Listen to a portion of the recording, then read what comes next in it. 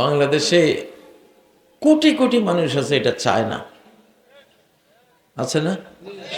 আছে না?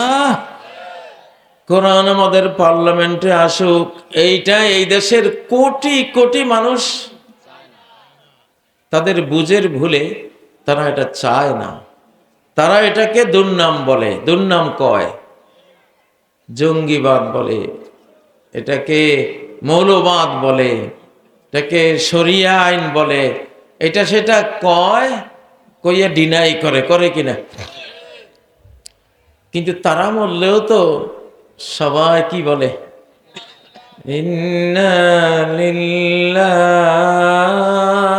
তাহলে যে কোরআন চাইল না এই দেশের সমাজ, কোরআনিক সমাজ হিসাবে চায় না, কোরআনকে আইন বিধান হিসাবে চায় না, মরলে যদি বলি আমরা তো সবাই আল্লাহর জন্যই কাজ করেছি, আল্লাহর কোরআনের জন্যই জীবনটা শেষ করে এখন মৃত্যুবরণ করেছি, তাহলে এই লোকটা মিথ্যুক না? এই লোকটা কি মিথ্যুক? ইন্না লিল্লাহ, আল্লাহর জন্য আমরা সবই। আসলে আমরা কত বড় মিথ্যা কথা বলি, কত বড় অসত্য কথা বলি। কয়টা মানুষ বাংলাদেশের, কয়টা নেতা আল্লাহর জন্য মারা গেছে বলেন? আপনি তো আল্লাহর জন্য মরলেই তো আপনি বলবেন ইন্না লিল্লাহ, আমি আল্লাহর জন্য মরেছি। কার জন্য? আল্লাহর জন্য। আল্লাহর কোরআনের কথা বলার কারণে ফাঁসি দিয়ে দিছে, ঠিক না? যারা আল্লাহর কারণে আল্লাহর জন্য মরেছে তাদের মৃত্যুতে ইন্না লিল্লাহি 100% সত্য।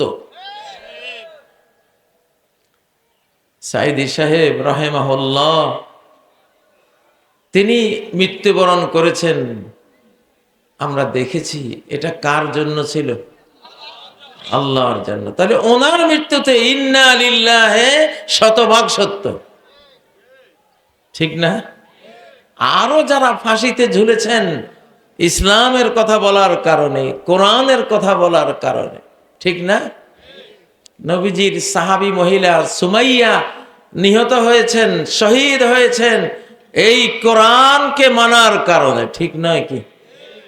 প্রতি 100 জন সাহাবীর মধ্যে 60 জন যুদ্ধের ময়দানে শহীদ হয়েছেন। প্রতি 100 জনের মধ্যে কতজন? তারা কি ছিলেন? ইন্না লিল্লাহ। তারা কি ছিলেন?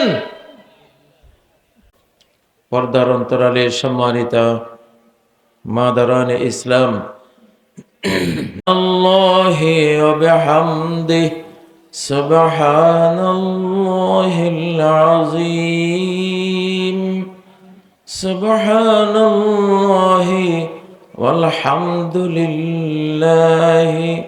ওয়া লা ইলাহা ইল্লাল্লাহ ওয়াল্লাহু আকবার ওয়া লা হাওলা ওয়া লা কুওয়াতা ইল্লা বিল্লাহ।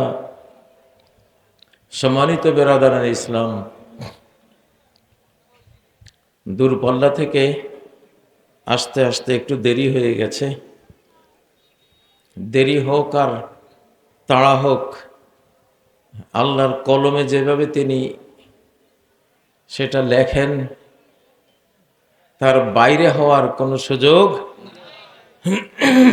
সুযোগ নাই। আল্লাহ বলেন, ইন্না কুল্লা শাইইন খালাকনাহু বিকদর। প্রত্যেকটা জিনিস আমি সৃষ্টি করি একটা পরিমাণ মতো। সময়ের পরিমাণ থাকে, গতির পরিমাণ থাকে, অপেক্ষার পরিমাণ থাকে, ঠিক মাপ মতো আল্লাহ তাআলা সবকিছু করেন।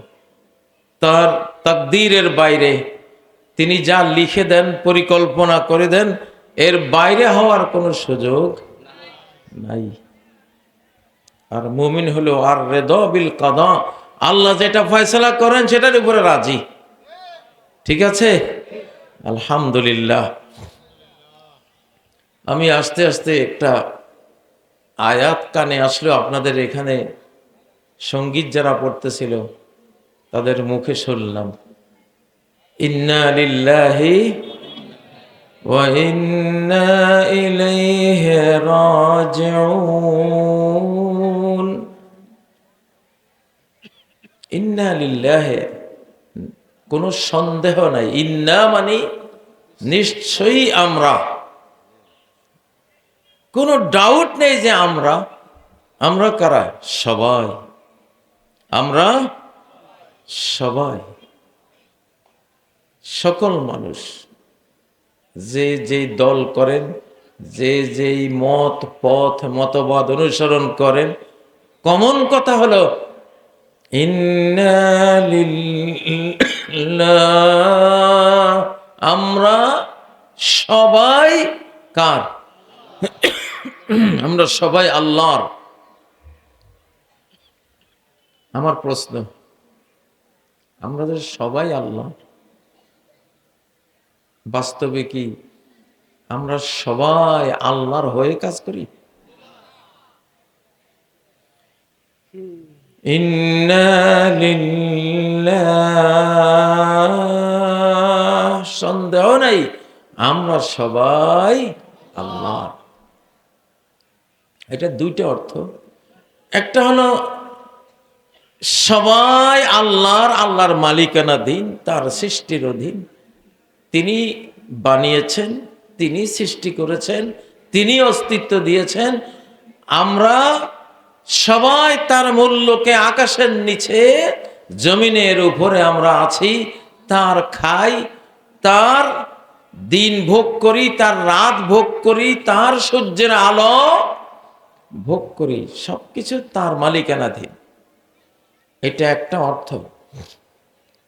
দ্বিতীয় অর্থ হলো মুসলমানের অর্থ, যেটা ঈমানদারদের, ইন্না লিল্লাহ, আমরা আল্লাহর জন্যই কাজ করি, আল্লাহর জন্যই যুদ্ধ করি, আল্লাহর জন্যই বাঁচি, আল্লাহর জন্যই মরি, আল্লাহর জন্যই নামাজ পড়ি, আল্লাহর জন্যই কুরবানি করি।